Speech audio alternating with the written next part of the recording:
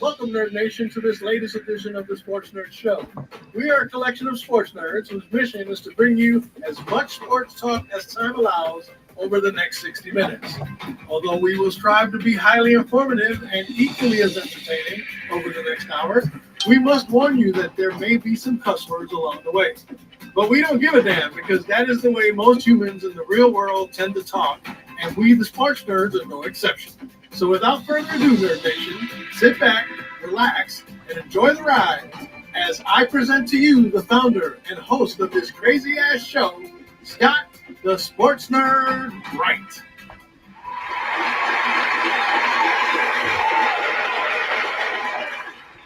Hello, everyone, and welcome to another edition of the Sunday Night Sports Nerds. I am your humble host, Mr. Scott, the Sports Nerd Wright.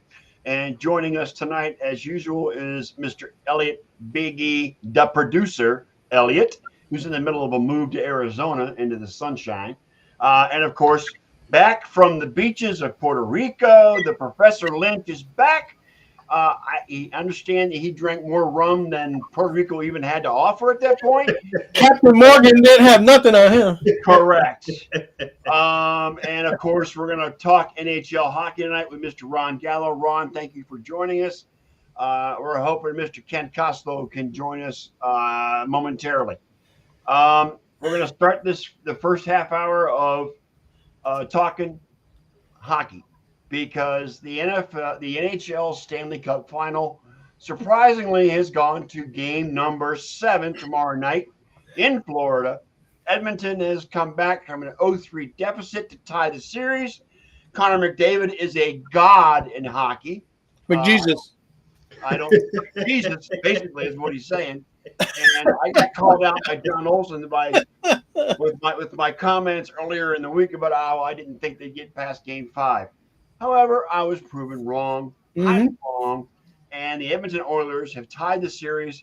It's going to be fun to watch, because they actually did beat Florida on their home ice to get back to Edmonton to win Game 6 and take it to a 7th game.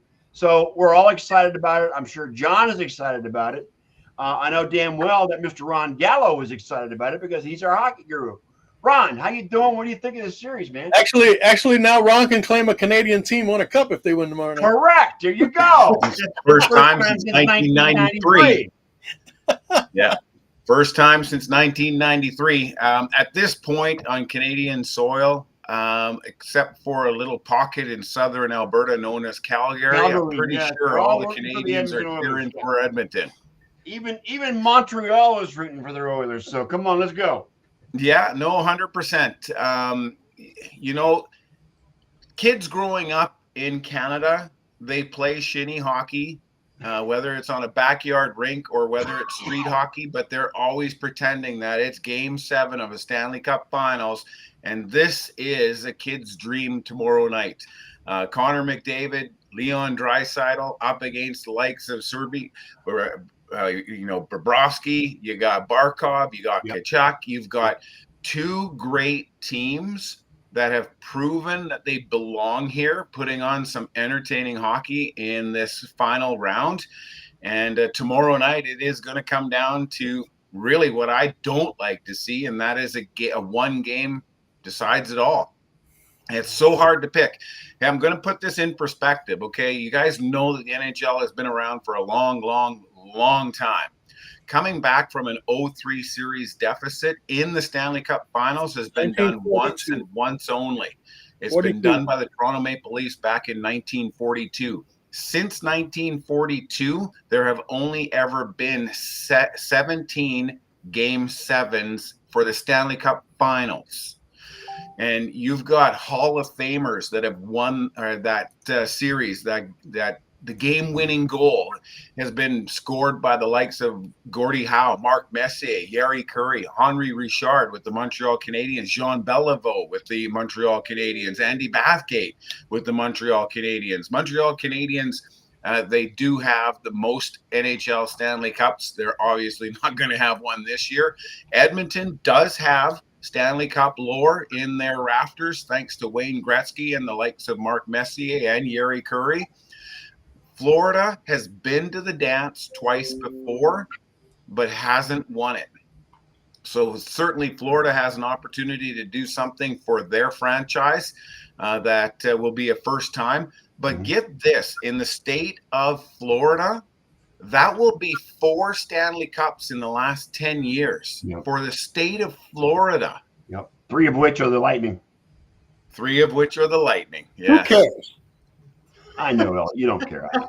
So yeah, no, this is pretty exciting. This is pretty exciting stuff.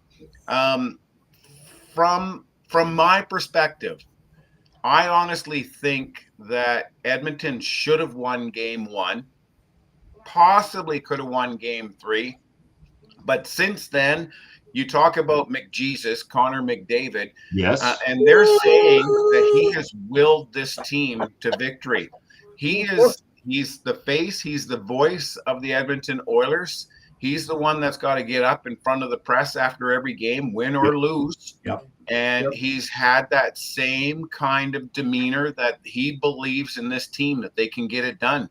Yeah. Well, Ron, to be honest, in game 6, he was shut out. He didn't have any points at all in game 6. It was the other players that stepped up and won that game. Well, to me, the contrast between the first 3 games and the second 3 games is what's mind-boggling.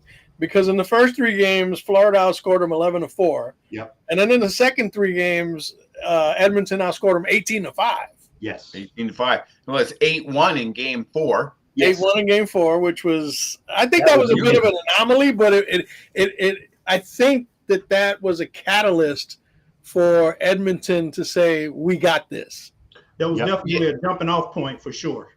Yes. Oh, no, you've got to look back, and you've got to look at that first goal that was scored in game 4, and you'd have to be honest with yourself and say that was probably the turning point of this entire series. Yep. You look at some of the saves that have happened since by Stuart Skinner, and he's coming right back into the thick of things.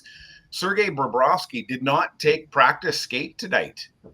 Down in Florida, he didn't take the practice skate. So, this is where I'm going. You're down 0-3 to the Florida Panthers.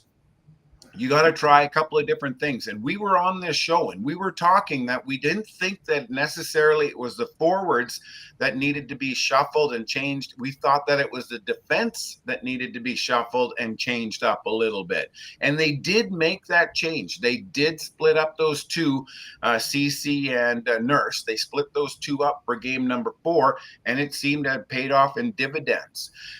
You look at game number 5, and Edmonton was just always talking the right talk, and that is it's one game at a time. And now we are truly down to 1 game.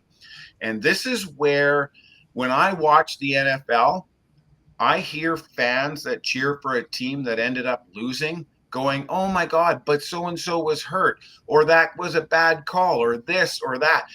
And that's the problem when it's a 1 game to make a decision of who's going to host a championship. It could come down to the stupidest thing. Can you imagine if this game 7 goes to an overtime? Oh my God. And there's a penalty? They shouldn't call penalties in the overtime of a game 7. Sorry. That should be a rule established before the game starts. You talked about Connor McDavid being held off the score sheet. It's true. He was held off the score sheet in game number 6. But you know what? He is still running away with the points total. And that's why everybody's talking about his 42 points has been leading the league. He's 10 points above his teammate, Evan Bouchard. Yep. He's 11 points ahead of Leon Draisaitl. And he's 20 points ahead of Matthew Tkachuk and Alexander Barkov.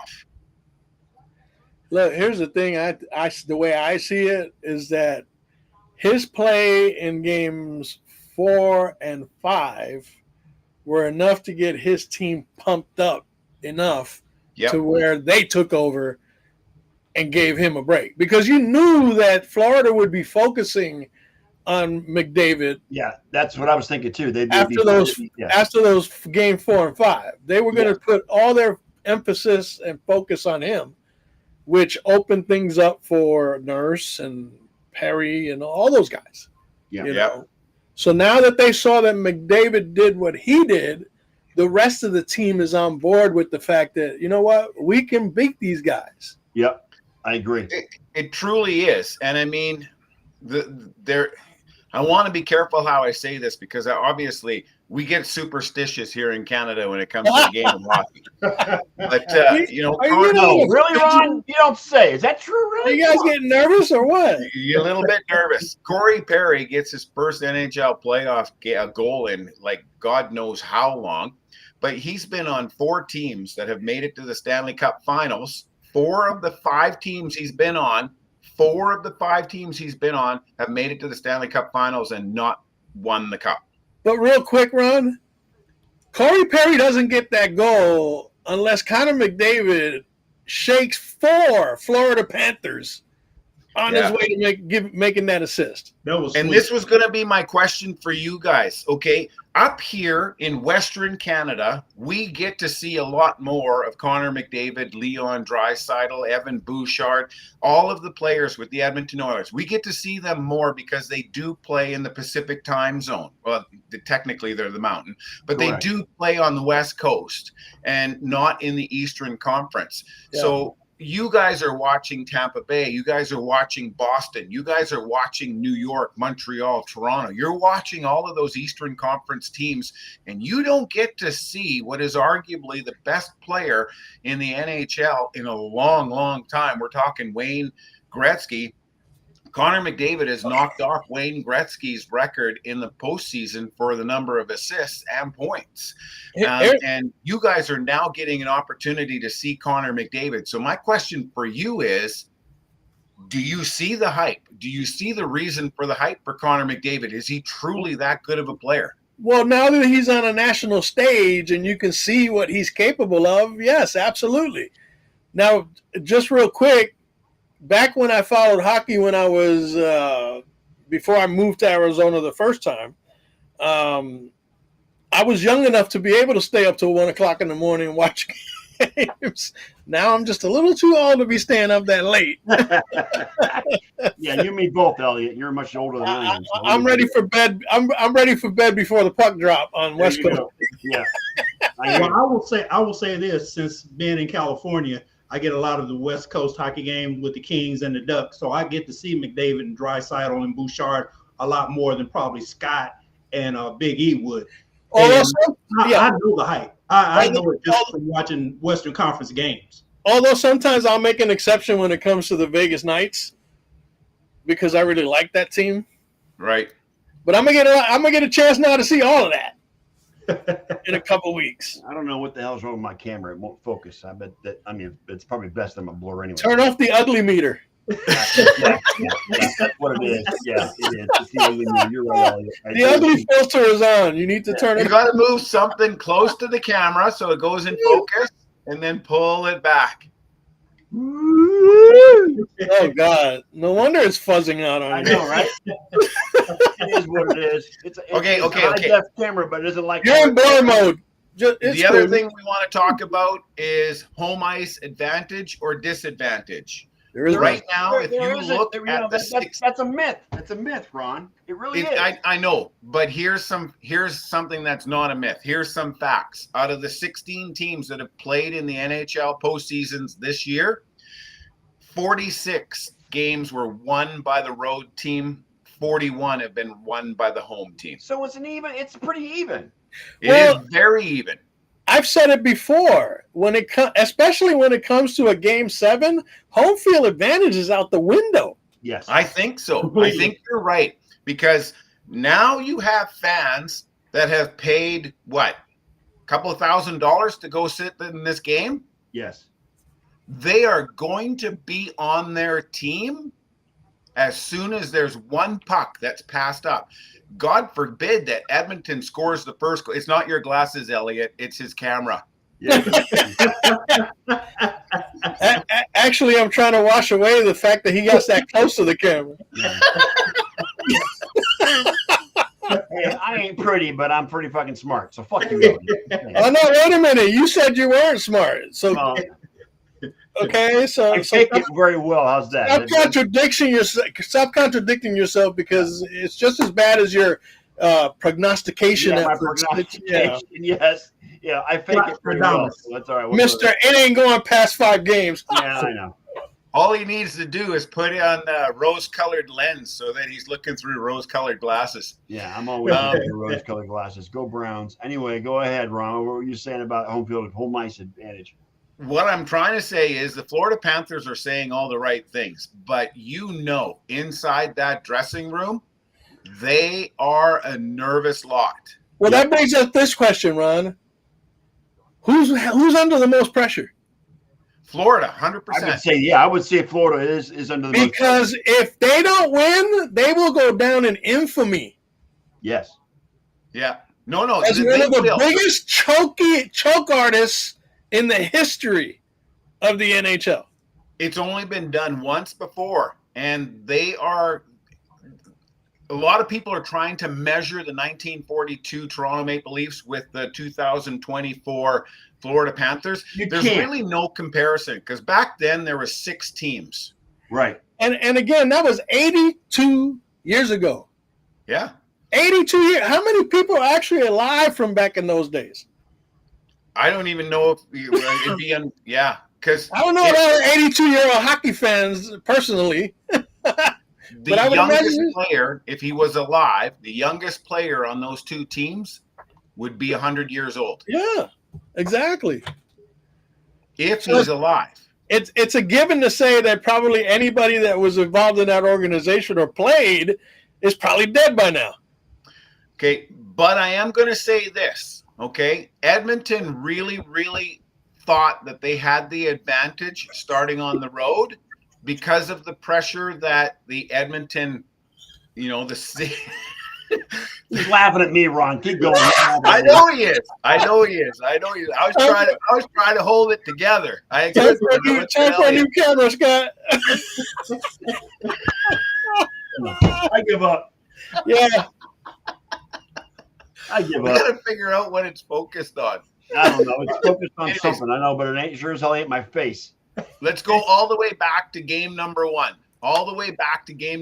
Which was, when was that? I was like 3 weeks ago. I can't even remember when that game 1 was. It was before I went on vacation. It was 3 weeks ago. Yeah, wasn't it like June the 8th or something like that? Yeah. Yep. Right before I went on vacation. Go back to June the 8th anyways, and the Edmonton Oilers are just coming off of their emotional win over the Vancouver Canucks to get here. The thing is, they wanted to get away from the pressure of being on Canadian soil for that first game. They thought it was to their advantage. Unfortunately, it didn't work. So they've got to be very, very, very smart. They can't be thinking about the fact that they're on somebody else's ice. They can't think about the fact that they don't have last change. They can't think about anything. All they can do is focus on what they were able to do in the second half of those 6 games. And one of the biggest things that I've noticed, and this is not meant to be a shot at Bobrovsky because somebody's going to come at me for sure, but Bobrovsky was stopping everything on the lower third. Nothing was getting in on him on the ice. Yeah. As soon as you elevate on Bobrovsky, so they have got to get back to that. I know. They've got to get back and make sure that they stick to their game plan that has worked for 3 games in a row. For 3 games, not just skin of your teeth wins. We're talking handily winning. Yeah, and I mean, I think the only real pressure was game 5 when they had that 3-0 lead, and then Florida came back within a goal, and then that crazy empty netter that Tkachuk stopped. Yeah, that was crazy. Wasn't that crazy? That was crazy. I mean, but the problem was he got the puck out of the way. But he hit it right in time McDavid, who put it back in the net. Well, he's not going to miss an empty net. Are you kidding me? No, he's not going to miss an empty net. But the bigger problem was not that Tkachuk didn't give up on the play. He actually tried to stop. He tried to stop Connor McDavid's shot on the empty net. The defenseman should have been all over Connor McDavid and wasn't. It was the defenseman who gave up. You know why? Because the defenseman was too busy watching what Tkachuk was doing. 100%. 100%. So one of the things, the bigger thing is that if you can get that first goal, especially now that it's going to game 7, if you get that first goal, you can't sit on your laurels. I'm not trying to say that, but it allows you, it now shifts. If there was pressure on the other team, it has just magnified itself. Look, I was just going to say, Ron, that if Edmonton scores that first goal, buttholes in that arena are going to clench just that much tighter. Yep. Yeah, no, 100%. There's gonna be anal lockdown. I wouldn't even go as far to say if Edmonton scores the first goal, they will win, and they will win handily. I wouldn't go that far, but the pressure would definitely be enough to where that's a possibility. Well, I think that the Panthers are actually in panic mode at this point because they've given up 3 straight games, and they lost them handily, lost them big time. 18-5. I know. Yeah. And you know what? If Edmonton scores that first goal, that's going to be in the heads of every Panther player on the ice. As to, oh my God, I can't believe we're going to lose this. Boom. So what's up? Haven't they won all 3 games by scoring the first goal? Yes, they have. Yep. Yeah, I think in all 3 they've had at least a 2-0 lead. Hey, look, I'm in focus again. I think basically that if they score the first goal, that's going to silence the crowd a bit. Oh, that will take them out immediately. Yeah, exactly. I'm going to go so far as to say that Edmonton doesn't even need to score the first goal. If it's 0-0 and the Edmonton Oilers have Florida pinned inside their own zone, you know damn well that those fans are going to be on Florida, and it's going to make it that much tougher. One more point is the fact that, Edmonton doesn't even have to really worry about penalties. They've stopped 63 out of 67 power play opportunities. Yep. That's 94%. I know, but that's where you got to say, like, you got to be careful because you got to be disciplined. You got to be disciplined. So you got to be disciplined. That's for sure. Yeah, you got to be careful with that because, 100%. I mean, again,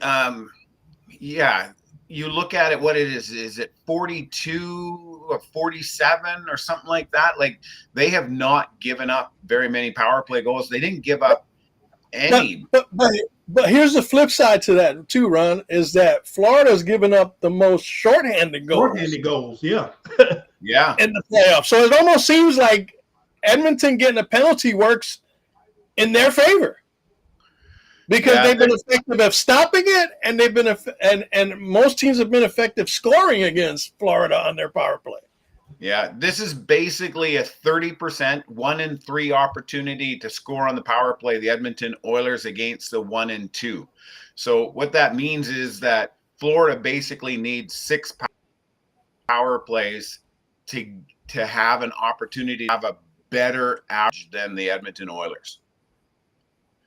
Their penalty kill what are the chances again, of getting power plays in a game? It's not can't be that high. What's that?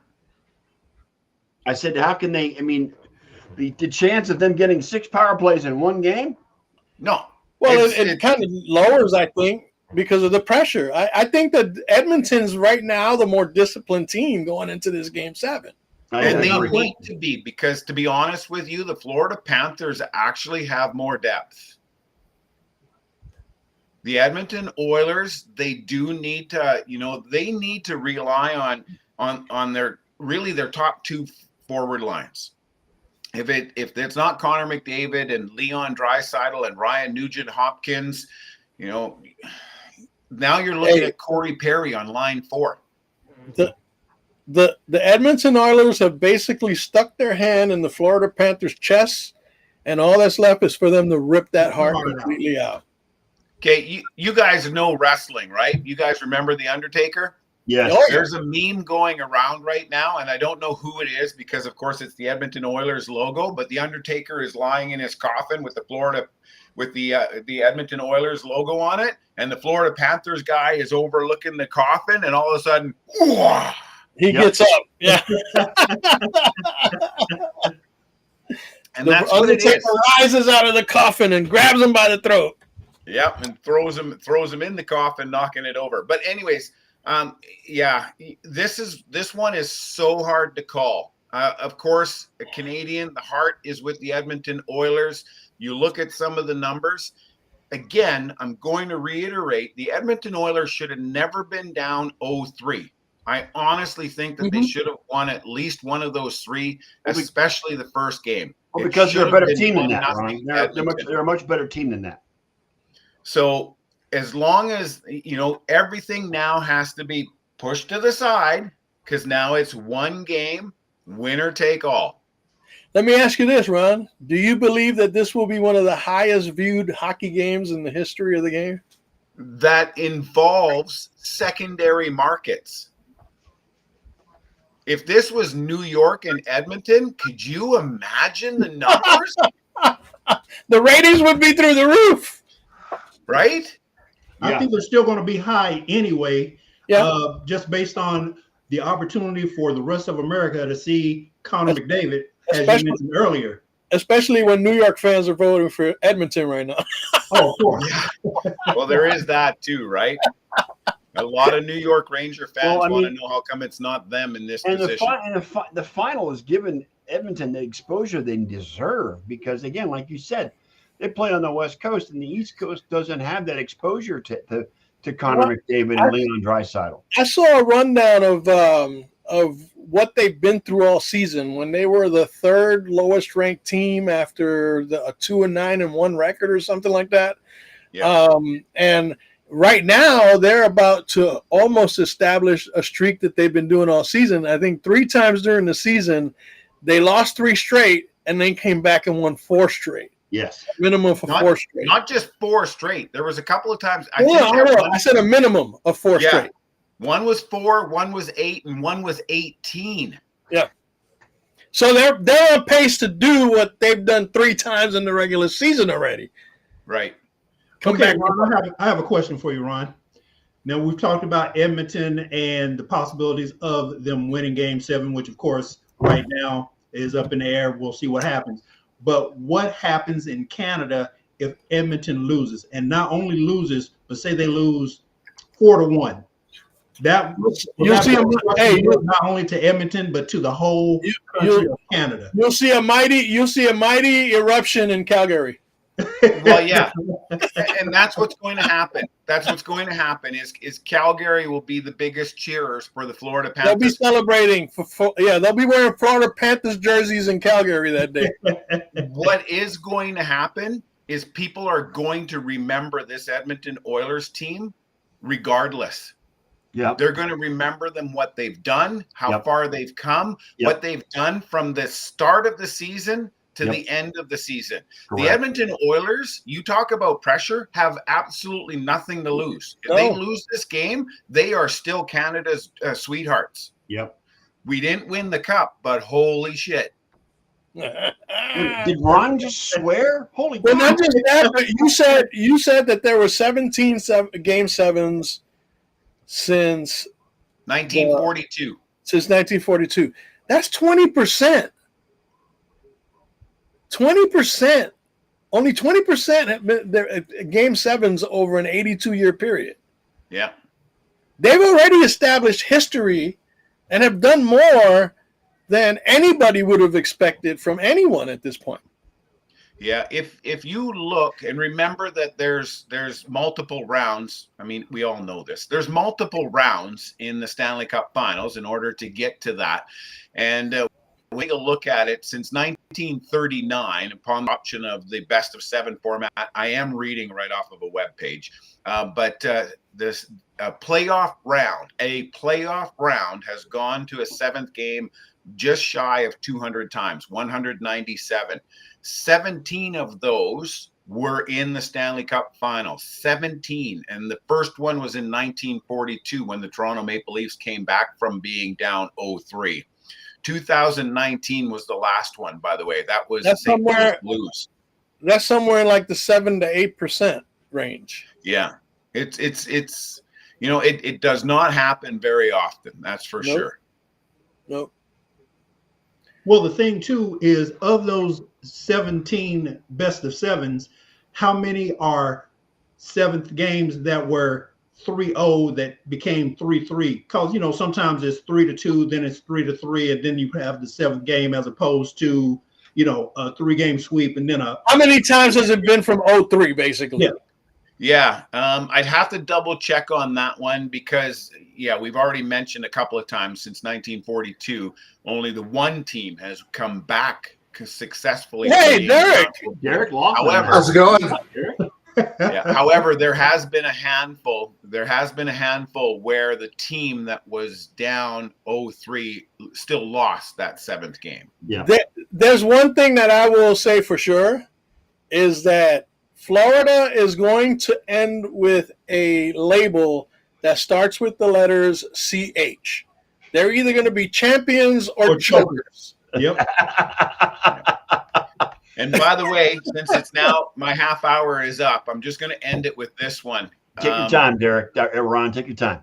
Stanley Cup Final has only Game 7 has only gone to overtime twice before. Oh, that would be just something else. That would be icing on the cake. I think somebody needs to message Gary Bettman and tell him to establish the no penalties in overtime rule. Flash and cross-check all you want to. The game would never end, though, because it'd be a whole lot of slashing and cross-checking. That's all right. I'd rather they be bloody than you know, than cheated.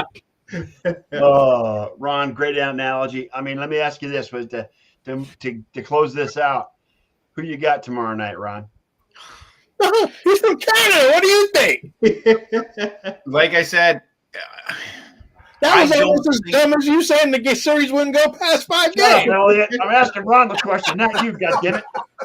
I thought Edmonton was going to win in 6, so I've got to stay with Edmonton in 7. Okay.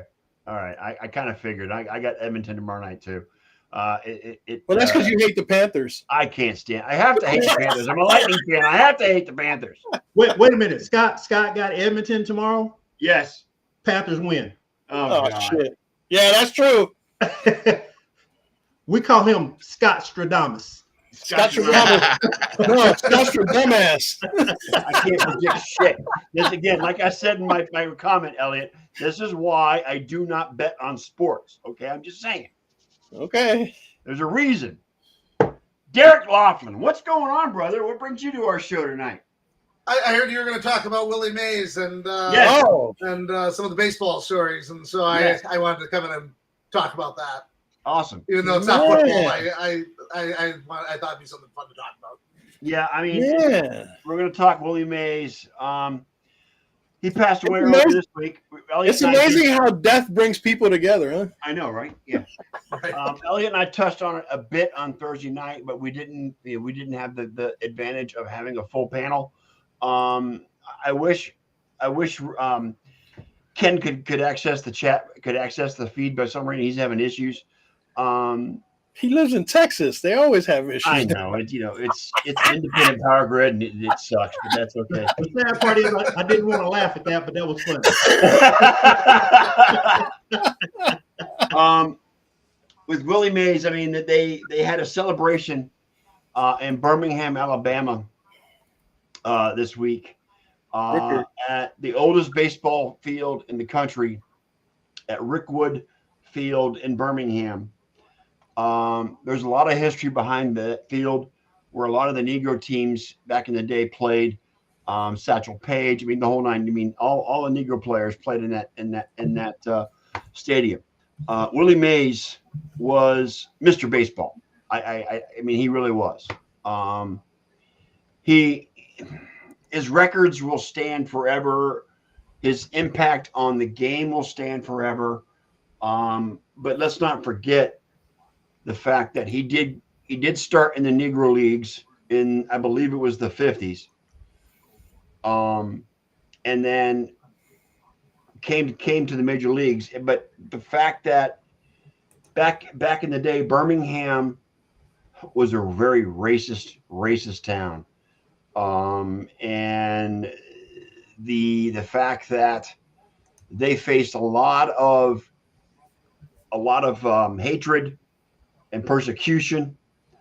And it was just a very tough time until Willie came up and started playing for the Giants. Now, again, he still went through that kind of stuff playing with the Giants, but eventually, because of how talented he was, it kind of changed going forward back in the 60s and 70s. I think I said this to you earlier, didn't I? That Jackie Robinson broke the color barrier, but he wasn't able to break the racist barrier. Correct. Neither was Willie Mays. To be honest, the racist barrier is still there, not just in sports, but throughout the whole country. In life. Yeah. In life. So, I mean, I know Wayne probably has a firsthand knowledge of that. I mean, he's probably been persecuted in the past.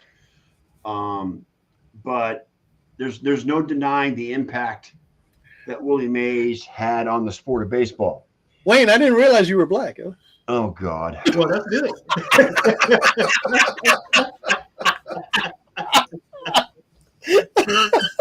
Glad you pointed that out, Scott. I wouldn't have known. Jesus Christ. No, he's playing hockey tomorrow night. See, now my focus is back. I can be clear. So, but Eliot, me trying to be serious and thoughtful, and you bring up you crack me a joke. That's all right. That's what I love you. Hey, it's called levity, man. Come on. I know. I don't want you to start crying. That's basically what it comes down to. But as a side note, if none of you guys have heard or seen it, Reggie Jackson was on Fox. Was on the Fox show before the game talking about his experience in Birmingham. Who interviewed him? What's that? Was it the panel that interviewed him? Yes, it was the whole panel with A-Rod and Jeter and Big Papi. Big Papi. Yes, they were all there. Yeah. Okay. Sorry, I missed that. Yeah, it was a really powerful statement. And hang on a second. I'm going to bring up the link. Hang on a second. Here's the CNN link of what he said. And I'm going to post that in Facebook because I can't post anywhere. Post it in Messenger, yo. God dang it. I don't want to do that. I want to do this. Paste. And I'll send it into our chat as well, guys. You can see it. Reggie had a lot to say. And to put it in a nutshell, let me see. His return to the place where his baseball career kicked off, which is in Rickwood. That's where Rickwood Field. Rickwood Field in Birmingham. That's where Jackson started playing. He returned to the place where his baseball career kicked off was not easy. The racism when I played here, the difficulty of going through different places where we traveled. Fortunately, I had a manager and I had players on the team that helped me get through it, but I wouldn't wish it on anybody. He said he would never want to relive that part of his life. He said, I walked into restaurants and they would point at me and say, N-word, can't eat here. I would go to a hotel and say, an N can't stay here, he said. One violent incident that happened in 1980 when Jackson was a player with the Yankees, a few hours after a victorious game, a man fired his gun at Jackson over a parking space dispute on a New York street. Jackson was looking for a parking space when a car blocked his way. When Jackson asked the driver to move, a passenger in the car yelled racial slurs at Jackson and threw a broken bottle at Jackson's car. A man in the car then fired 3 shots at Jackson, each of which missed. News of the incident was one of the first stories ever broadcast on CNN.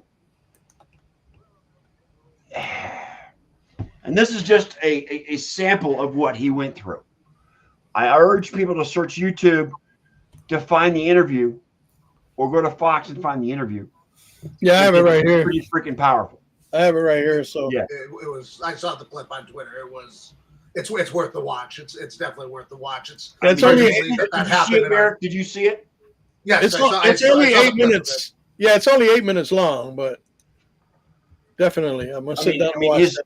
His testimony on this was very powerful and impactful, and put into perspective what this field meant to the Negro players. It was good, but it was bad as well because of what they went through at the time.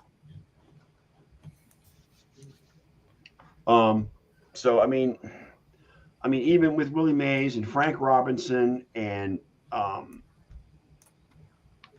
all the Negro players back in the day, including Jackie Robinson, Willie McCovey, Hank Aaron. Right. If you guys had never seen the movie 42, that was a great movie as well. It tells about the story of Jackie Robinson, played by the great Chadwick Boseman. Chadwick Boseman, who also was in Black Panther. It was a really good performance, and that movie is pretty fucking good. And it tells a lot of the shit that Jackie Robinson had to put up with when he came up. Well, just imagine what guys like Satchel Paige had to go through before. Yep. I mean, Satchel Paige didn't make the major leagues until he was in his 40s, late 40s or 50s. Until he was 45. He was 45 before he became a major league pitcher. Yep. Right. Think of all the players like Buck O'Neil and Josh Gibson who would have had an impact on MLB had they had the opportunity to play in MLB. Well, the nice thing about that, though, Wayne, is the MLB just approved updated the stats, putting the Negro players' stats in the Hall of Fame. Yes. Yeah. They've made it part of the record book. Yes. And that's cool. That's awesome. But you know what? It's because over time, even though racism still does exist in all corners of the world, a lot of people have grown up when it comes to racism, especially organizations, sports teams, because they know that right nowadays that has more of an impact than the actual issues that they had back in the past. Today, it's more of an impact when you elevate from that disaster way back when and put it back on a positive level, on a positive plane. And that only does good for the sports. It does good for the fans. It does good for the world, basically. Yep.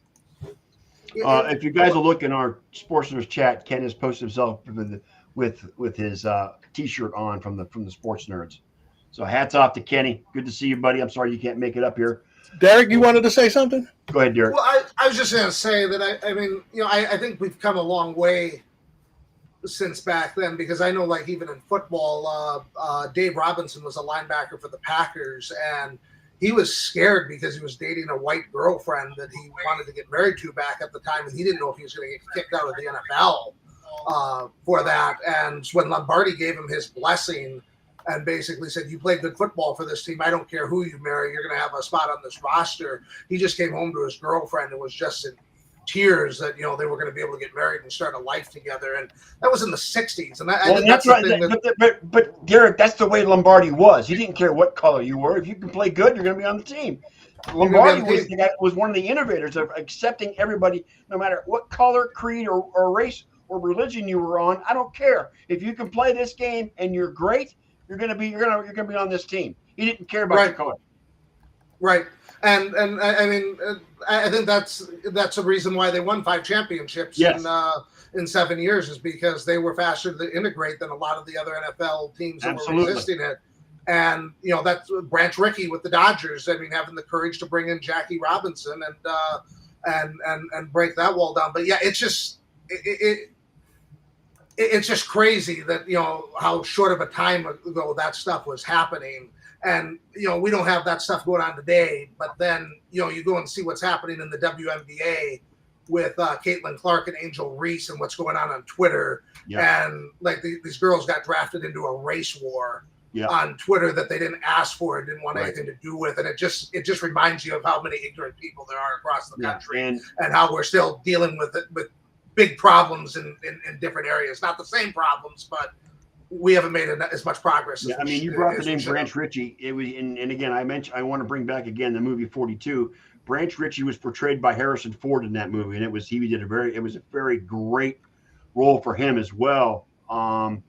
And I mean, but yeah, I mean, and Vince Lombardi was a groundbreaker. He didn't care what color you were. If you can contribute to this team, you're on it. You're gonna play. I don't care what color you are. So to piggyback on what you said, and that's probably one of the reasons why I'm a University of North Carolina Tar Heel fan, is Dean Smith. He brought Charlie Scott in, yes, first African American player integrated into the ACC at that point in time in the 60s, way before Kentucky, way before any other college in the South. So that's one of the other reasons why I am a Tar Heel fan, and I will never in this forum say the word that rhymes with puke.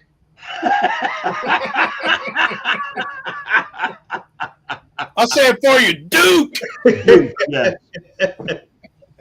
But yeah, I mean, I appreciate your perspective on that, Derek. I mean, Willie Mays. I mean, the catch in the 54 World Series can go down in history as probably one of the greatest catches ever. And the fact that, I mean, the say hey kid is what he was known to be as. Well, was an ambassador for baseball even after he retired. He finished with 660 home runs. Yes. Okay. But he also spent 2 years in the service. In the military, yes. Yep. Right? So those are at least, another 80 home runs that he could have got in those 2 seasons? I would say 60 to 80. So, and not to mention... He would have been chasing Babe Ruth, and yes, again. Not to mention that he played in one of the worst hitters' ballparks ever, which was Candlestick Park. Candlestick Park. You're correct. So he could have had well over 100 more home runs and easily destroyed. He could have probably even got to 800 home runs. He played at the Polo Grounds before he went to Candlestick, but yeah, you're right, Eliot. I mean, but still. I'm just saying, but he did a lot in the Polo Grounds. But once he got to Candlestick, that slowed down. Yeah. Oh, yeah. Yeah. And the 2 years that he did in the service, you take all that into consideration, and I swear he probably could have made a serious effort at getting 800 home runs. He'd have been at least 730, 740. And he would have eclipsed Babe Ruth. I thought he would have eclipsed Barry Bonds, period. Yeah, yeah. I've been to Candlestick. A slight breeze in Candlestick is a 50-mile-an-hour wind. I'll give him 760.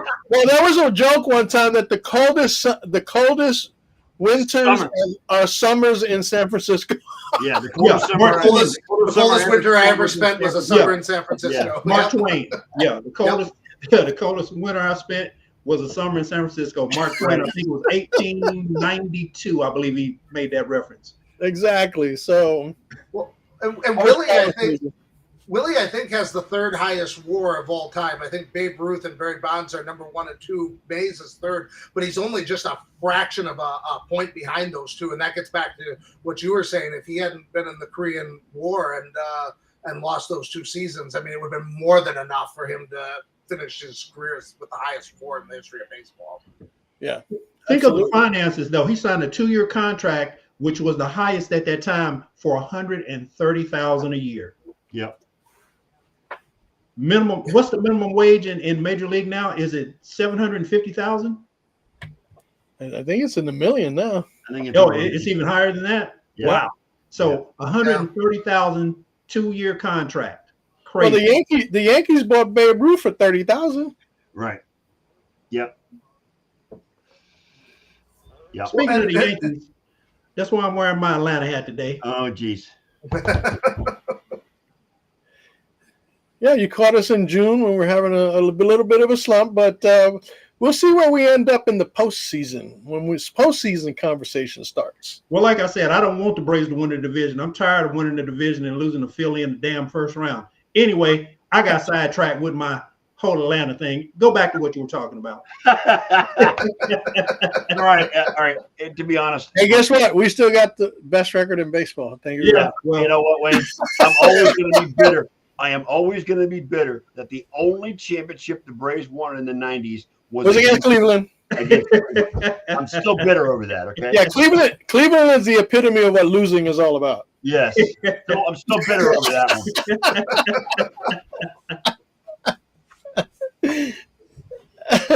one. But yeah, I mean, hats off to Willie Mays. He was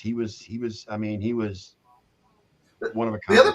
The other part of his legacy is that's Barry Bonds' godfather. Correct. He followed Barry Bonds followed Willie Mays around from when he was a little kid all through the San Francisco clubhouse, and really Barry Bonds is probably the closest thing we've seen to Willie Mays in the modern era. Well, you know what? I have to hand it. I think Barry Bonds before steroids was a better player than he was after steroids. I mean, he played in Pittsburgh before he started juicing. And I don't think so. No, you think he was a better player afterwards? All right, whatever. Yes. Well, yeah, I he was more developed. He was more his game was more developed. Yes, he got bulkier, and the steroids is always going to be a question mark and stuff like that. Right. But when he was with the Pirates, he was a rail. You know what I'm saying? He wasn't hitting for power the way he did in the later years. Okay, right. And yeah, I mean, I know a lot of people, and you included, Scott, are always going to use that steroid thing as a way to diminish what Barry Bonds did as opposed to what he did with Pittsburgh. Yeah. Okay. His most incredible season is that 04 season when he reached base 376 times but had only 373 at-bats. Yeah. It's the only season in the history of baseball where somebody had a higher percentage. It's because teams were walking him all the time too, Derek. I mean that says something, though. Yeah, that says a lot. Look, they were intentionally walking him with runners on base. With the bases loaded. With the bases loaded, they'd give up a run just so that he didn't hit a grand slam on him. Correct. Yeah. Okay. So Buck Showalter with the Arizona Diamondbacks, bases loaded. He's like, no, 4 pitches, I'm walking. How many players can you ever say that about, that they'll walk him with the bases loaded and gladly give up a run in exchange for a possibility of giving up 4? Right. I've never seen somebody as feared as he was in his prime. He got 1 good pitch to hit per game, to walk over 200 times in a season, and the hundreds of intentional walks in a year. I mean, he's got like 7 of the top 10 intentional walk seasons in the history of baseball. Yeah. And I still go back to my argument when it comes to the steroids. Yeah, it might make you more powerful, but you still have to you still got to make contact with the ball. And one of the hardest things to do is to hit a round ball with a round bat squarely. Yes. Right. Okay. Yeah. Plus, the pitchers that were pitching to him were using steroids. Other hitters in the league were using steroids. They weren't testing for it. No. I mean, the owners were complicit in that, and that's what Willie Mays never had a problem with what Barry was doing. He wanted him to pass his record and was there for all of his accomplishments, and didn't feel like and all the pundits out there are saying that Barry Bonds was one of the greatest baseball minds in the history of the game too. His baseball smarts were fantastic, were off the charts. And he did a lot for chicks too, because remember, chicks love the long ball. Oh God. Hey, Derek, going back to what you said, he only got 1 pitch to hit per game, and if he got that 1 pitch, he made it happen. He crushed it. Yeah. Yep. And again, that has nothing to do with steroids. That has nothing to do with steroids. His eyes, his vision of the ball is what made him so great. And Brett posted this in Facebook. He hit 275 with 984 hits, 176 home runs, 556 RBIs, and 672 runs scored in 1,010 games for the Pirates in his career. Which were low numbers. Correct. If you think about it. Yeah.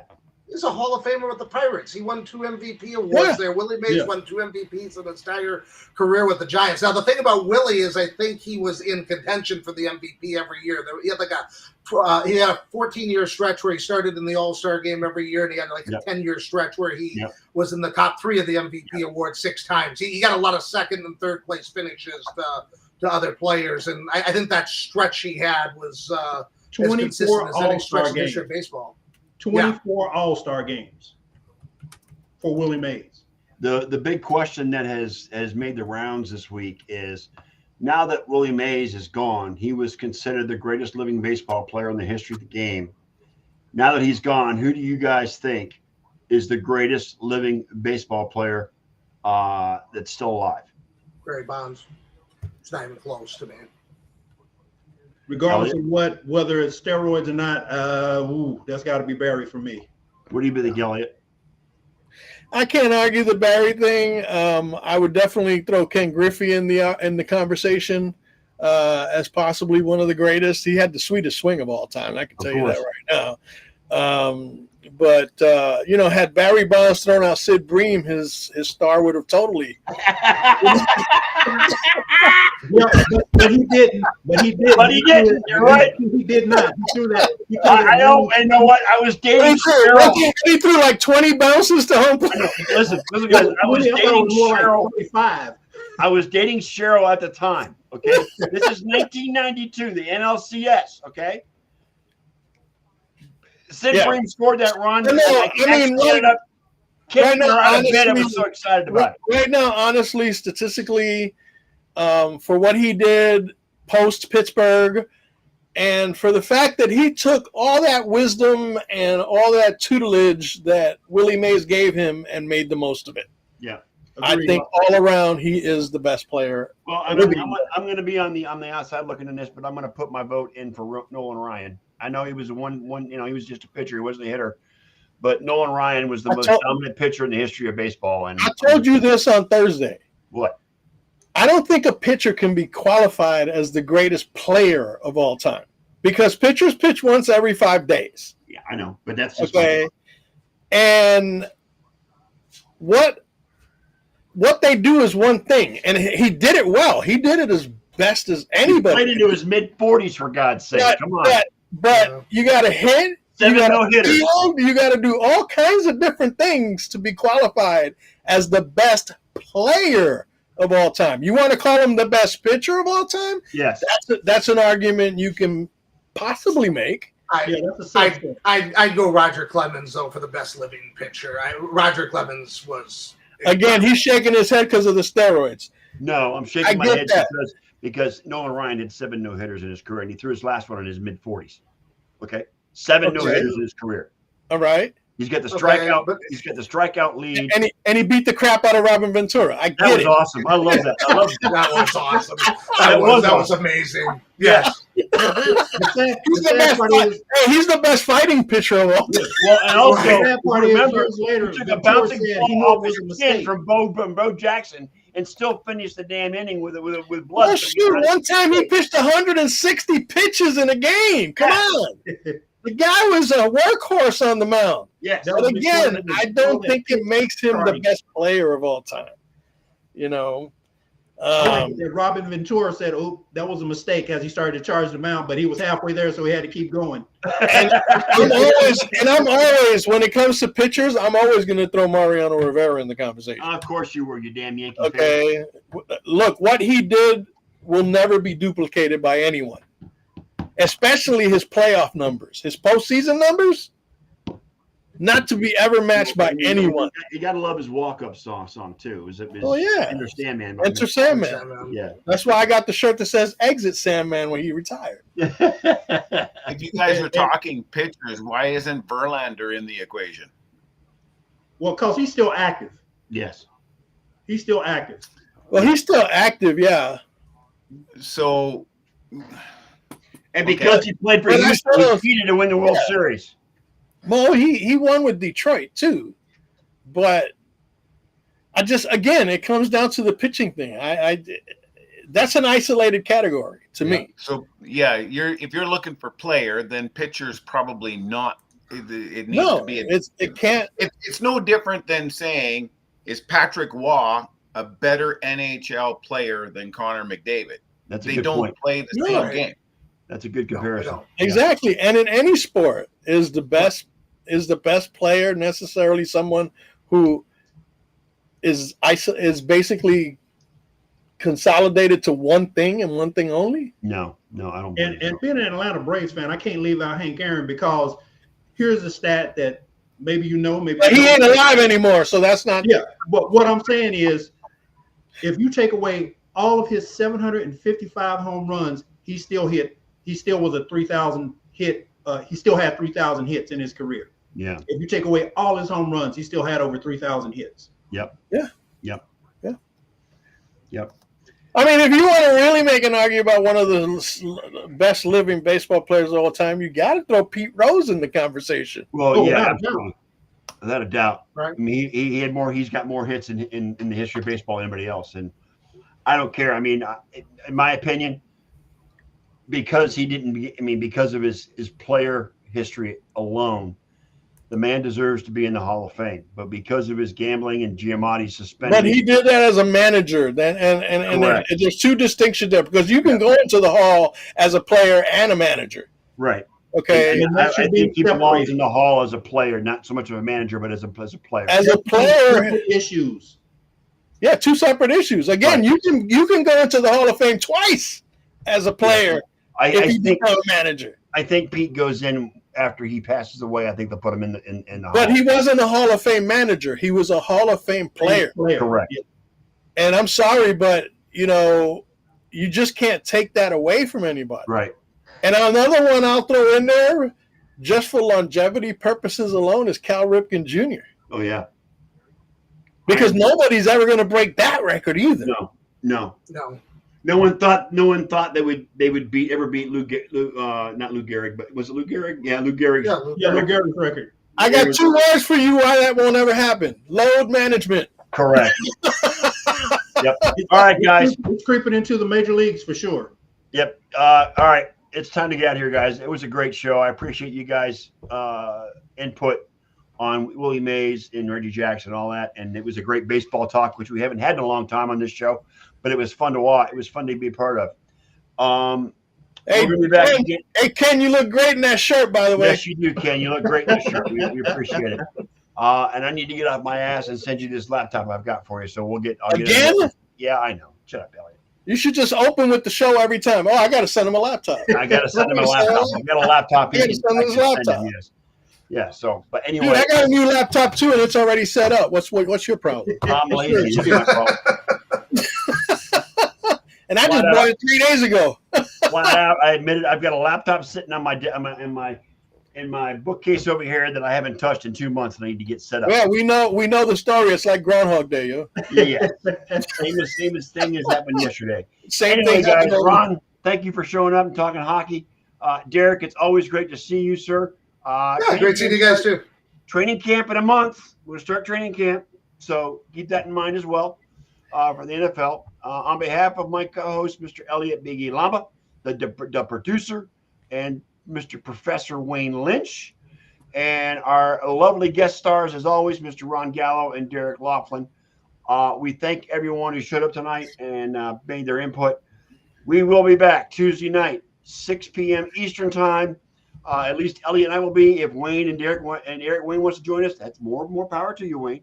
Now that I'm back from vacation and no more on my system. Yeah, but you're still going to Greece in a couple of weeks, so I mean, come on. But that's an authorized vacation time, so his streak is still alive as long as he that shows is correct. Yes. there.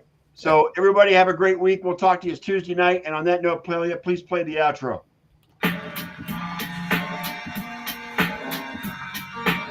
Thank you once again, Nerd Nation, for spending part, if not all, of your evening with us here for this latest episode of the Sports Nerd Show. Please keep in mind that we do this on a regular basis every Sunday, Tuesday, and Thursday night. And since each night's start time is different, please check out our SNN group page on Facebook for the correct time. So until the next time we come together, Nerd Nation, on behalf of the Sports Nerd and his co-hosts, Ken Costlow, Jon Olson, Wayne Lynch, and me, Big E, may your lives be filled with all the best sports action anyone human can handle, as well as all the joy it could possibly bring you. And with all that said, good night, Nerd Nation, as the time has come to say